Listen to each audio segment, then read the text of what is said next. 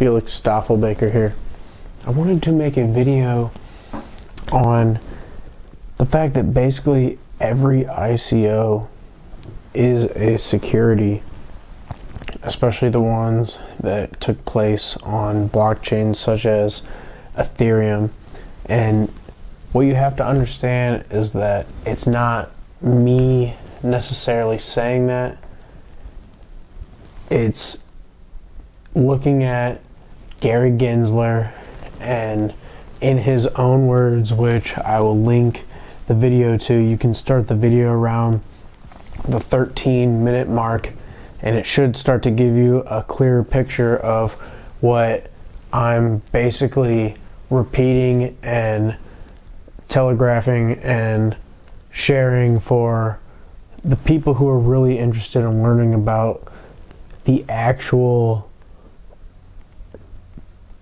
inner workings of what's going on in the blockchain world, in the arena where you see a lot of the hype cut out and a lot of the grit work and behind the scenes activity mostly done under non-disclosure agreements that are being weaved together to form this extremely radically new paradigm from the one in which we were operating up until the point of it going live.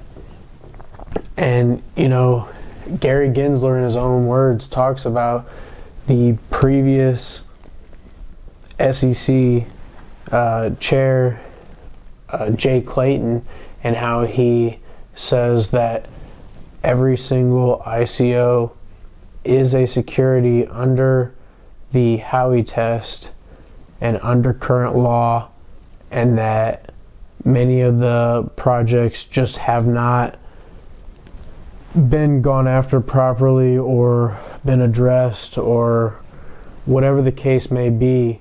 The SEC has still been hands off, and they're going to get hands on.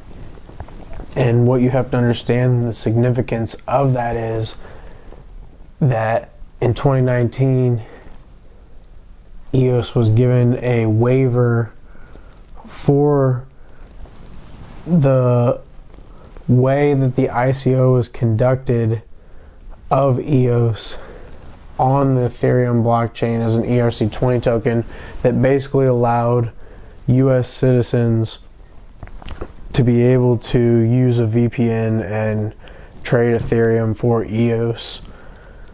And they got hammered for that. They settled a $24 million lawsuit, and then even more recently, like very recently, they settled another $27.1-ish million settlement as far as price, some sort of price manipulation settlement, to where investors who invested and expected a return and lost money were made whole, a handful of them, and then that's sufficed and settled the requirement for the SEC for whatever they deemed as being potentially misleading, or whatever the lawsuit on that actually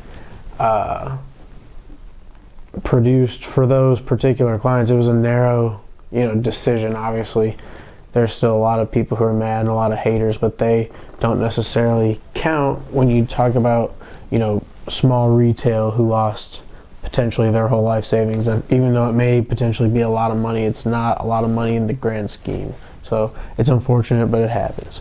And that's the responsibility people have to take on their own, to be sure that they're only using money that they can afford to lose. But Gary Gensler said this in his own words, that every ICO is a security. So I believe that obviously he said other than Bitcoin, but then he also did not mention that EOS got the waiver, which is very clear. It's been across news networks and well documented.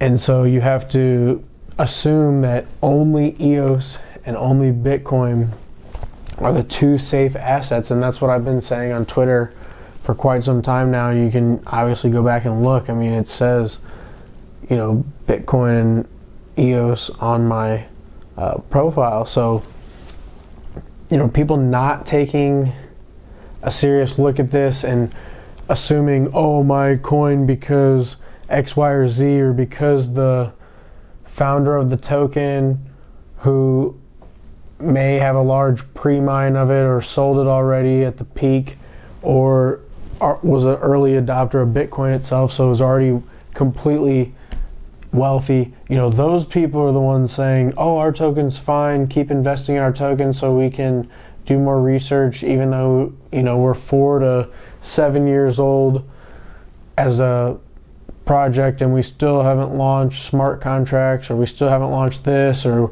we need more research and development on that, or we need a bunch of peers to review our paper before we can move forward, instead of just adopting something that works or trying something.